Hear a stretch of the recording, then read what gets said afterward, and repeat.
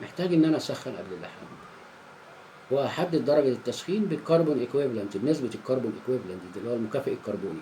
فانا لازم اسخن قبل اللحام. ايه هو بقى الانتر باس تمبريتشر؟ انا قلت لك المواصفه مواصفه الماتيريال بتجيب لك في الهيت تريتمنت، بتقول لك درجه الحراره الامنه او الانتر باس تمبريتشر، ماكسيموم انتر باس تمبريتشر في اثناء اللحام او اثناء التشغيل ما يزيدش عن 200 درجه مئويه. فهي دي ال 200 درجه مئويه اللي انا، او 250 درجه مئويه اللي هي درجه فقد الخواص الميكانيكيه. يعني خلاص انا حولت النسق بقى بتاعي، يعني عديت ال 200 درجه مئويه مثلا اثناء اللحام، 300 400 500، عديت التطبيع اللو تمبرنج او من الميديوم تمبرنج لللو تمبرنج للهاي تمبرنج، وصلت للهاي تمبرنج، بدات في عمليه ايه؟ تطبيع حراري عالي. والتطبيع الحراري العالي ده هيبدا يعمل لي منحنى طاقه كامله، والمنحنى الطاقه الكامله الذره هتستقر في حفره ومش هتطلع منها. خلاص يبقى المعدن اتغيرت خواصه الميكانيكيه. جيت انا بعد كده طلع الرقم بتاع الكربون ايكويفالنت او المكافئ الكربوني من 60 فما فوق. من 60 فما فوق نور بقى اللمبه الحمراء واضرب جرس بقى، جرس انذار، او شغل سرينه كده. ده اللحام ده محتاج بريهيت وانتر باس تمبريتشر بروسيجر كنترول، ومحتاج بوست ويلد هيت تريتمنت، يعني معالجه حراريه بعد اللحام. لازم المعدن ده يتعمل له يعني مثلا ستريس ريليز. يعني نعمل ستريس ريليز يعني ايه؟ يعني او ستريس ريليف، ازاله اجهاد. نعمل له ازاله اجهاد، الاجهادات اللي هي الاجهادات المتبقيه بعد الايه؟ بعد اللحام، اللي هي تغير الايه؟ النسق. يعني مثلا من فريت الاوستونيت وبعدين رجع تاني بقى مارتن زيت بتزاحم والكلام ده كله. لازم ابدا اعيد ترتيب الايه؟ النسق ده من جديد بعد اللحام. طب المعالجة الحرارية دي مثلا بتتم ازاي؟ طب المعالجة الحرارية دي انا باجي مثلا بعد ما خلصنا اللحام خالص والماتيريال خلاص استقر على وضعه مثلا برد، فانا باخد الماتيريال دي بحطها في افران مثلا، او بعمل لها كويل حواليها مثلا اذا كانت كبيرة جدا يعني. وفي افران كبيره على فكره، يعني زي شركات كبيره زي شركه بتروجيت بتبقى عندها افران كبيره تستوعب بريشر بيزل، يعني وعاء مثلا وعاء ضغط كبير مثلا ممكن يوصل 10000 لتر مثلا، ولا 20000 لتر. فبيدخل في الفرن، فبيبقى بيدخله، بيرفع درجه الحراره مثلا 100 درجة كل ساعة مثلا لغاية ما يوصل للايه؟ للتطبيع اللي هو الهاي تمبرنج، التطبيع العالي. اللي هو التطبيع العالي ده اللي هو تحت درجة حرارة 768 درجة، اللي هي نسبة فقد المغناطيسية. أنا مش عايز أفقد مغناطيسيته، يعني مش عايزه يبقى في ممر حر طريق، أنا عايزه يبقى في ممر تمدد كده، تمدد حراري ومنحنى طاقة كاملة وبيستقر. هيستقر بقى إمتى بقى؟ هرفعه بقى لمدة مثلا ساعة، 100 درجة كل ساعة، وبعد ال 100 درجة دي كل ساعة هعمل له يعني هولد على حسب السيكنس بتاعه. يعني بجيب بحسب كم مليمتر، فللمليمتر الواحد باخد من دقيقتين لثلاث دقايق مثلا هولد تايم. فانا لو الماتيريال بتاعي ده مثلا 20 ملي، فانا هجيبه مثلا على من 40 دقيقة ل 60 دقيقة مثلا على درجة حرارة مثلا 680 درجة أو 650 درجة أو 700 درجة تحت درجة حرارة الفائدة المغناطيسية. لكن في ماتيريال اللي هي ماتيريال نيكل ألوي دي بتوصل ل 1000، والنيكل والكروميوم نيكل ألوي دول بيوصلوا لغاية 1000 درجة. يعني ده على حسب العنصر نفسه. أنا بتكلم هنا في عنصر مثلا اللي هو الكربون، يعني الحديد والكربون. يعني الالوي مش الوي ستيل، بتكلم في الكربون ستيل. ف انا عملت له هولد مثلا لمده ساعه على درجه الحراره دي، وبعدين بدات اخفض 50 درجة كل ساعة، أنزل بيه 50 درجة كل ساعة.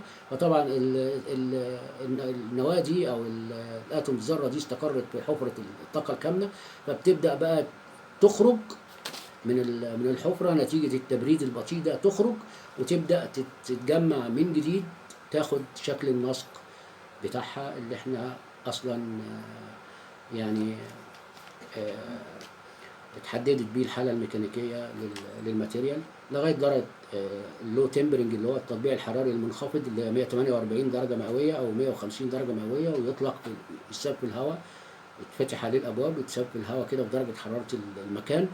طبعا 150 درجة استحالة، من 37 درجة مئوية أو 38 درجة مئوية ما بتبقاش كوينشت، يعني ما بتبقاش طش، ما بتبقاش حرارة مفاجأة عالية، بتبقى حرارة تطبيع بقى، بنعمل عملية إعادة ترتيب الذرات.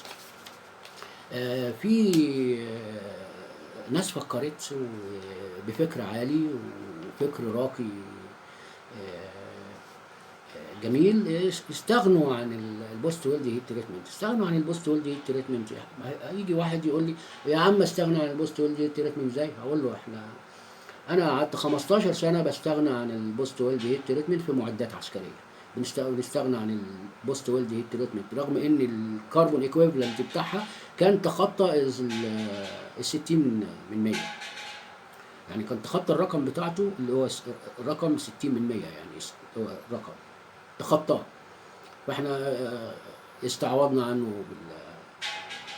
بحاجه اسمها بروسيدر كنترول. ايه اللي هو البروسيدر كنترول؟ التحكم في الاجراءات. يعني انا مثلا راجل اللحام بيقيس البريد، خلاص، بيبقى عنده الراجل اللحام ده بيبقى بيطبق الاجراءات. يعني ايه بيطبق الاجراءات يعني حضرتك؟ يعني بيطبق الولد سايز والفولت والامبير. يعني انت تساله انت تاريخ ميلادك كام، يقول لك تاريخ ميلادي كذا كذا. طب انت بتشتغل بفولت وامبير قد ايه؟ او بشتغل بفولت وامبير كذا كذا، من كذا لكذا ومن كذا لكذا، المينيمم كذا والماكسيمم كذا. كويس. ما يقدرش يشتغل تحت الفولت والامبير تحت المينيمم ابدا. ما يقدرش يشتغل في الفولت والامبير فوق الماكسيمم. ما يقدرش يشتغل. لو اشتغل بالجازة بياخد جزء شديد، يعني بيبعد عن المكان. ده بروسيدر كنترول. درجه الحراره اللي هي البريهيت بيحافظ عليها، الانتر باس تمبريتشر بيحافظ عليها، بس بعد الروت باس، بعد ما ياخد الروت باس بيعمل بيننج، يعني تطريق. بيعمل تطريق. التطريق ده بيعمل ريسيدر ستريس، بيعمل زي مثلا ازاله اجهاد. فهمتني؟ بيعمل ازاله اجهاد، بيزيل الاجهاد بس بعد الروت باس، لان كل ما السمك قل لو حصل بيننج ممكن يسبب كراكس. انما اما السمك مثلا يوصل ل 10 مللي او مثلا 3 اتمان مثلا، وبتعمل بيننج اللي هو السكالر ده زي الشاكوش كده، بس عباره عن اسياخ كده بتطرق، فدي بتعمل اعاده ترتيب للجزيئات وبتزيل الاجهاد، ما بيحصلش اي مشاكل بعد عمليه اللحام. طيب انا بحسب، انا دلوقتي الكربون ايكويفالنت او النسبه بتاعت الكربون ايكويفالنت هي اللي حددت لي، او المكافئ الكربوني هي اللي حددت لي هسخن ولا لا. هنقول مثلا انا هعرف درجه الحراره ازاي من الكربون ايكويفالنت؟ اعرف درجه الحراره من الكربون ايكويفالنت دي ازاي؟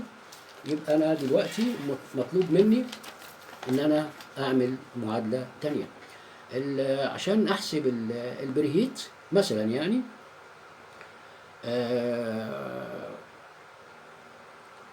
يعني الكربون ايكويفالنت يكون تحت ال 47%، يعني الدرجه بتاعته اللي هو ناتج المعادله يكون تحت ال 47%. يعني انا دلوقتي مثلا 45% مثلا كده، يعني فوق ال 40 بنسبه بسيطه. كويس. فانا دلوقتي بجري معادله. المعادله دي بتبقى عباره عن الكربون ايكويفالنت ناقص 0.25. ده ثابت، رقم ثابت. كربون ايكويفالنت ناقص 0.25. ده بعد كده بحسب الجذر التربيعي بتاع الرقم ده وبضربه ب 350. الرقم اللي هيطلع هو ده البريهيت. خلاص. الرقم ده بقى لو ده البريهيت، الرقم ده لو مثلا عدى البوينت 47، يعني مثلا بوينت 50، بوينت 55، بوينت 60 مثلا، يبقى انا بعمل ايه؟ بجيب الكربون ايكويفالنت كويس ناقص اللي هو المكافئ الكربوني، الرقم بتاع المكافئ الكربوني ناقص 42%، ده رقم ثابت. ناقص 42% ده رقم ثابت.